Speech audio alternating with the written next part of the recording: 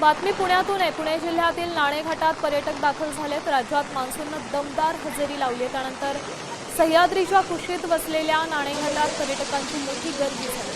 धुके, धबधबे आणि गारव्याचा आनंद लुटण्यासाठी पर्यटक दाखल झाले।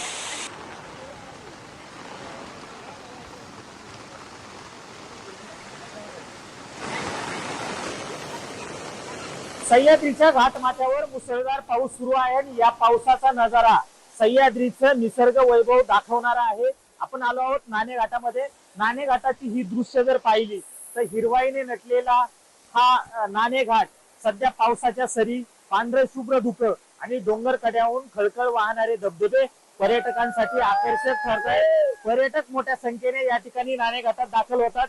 अवघ्या एक आठवड्यापासून पावसाची सुरुवात झालेली आहे आणि एक आठवड्यात पूर्ण हे नाणेघाटाचं चित्र हे बदललेलं आपल्याला दिसतंय।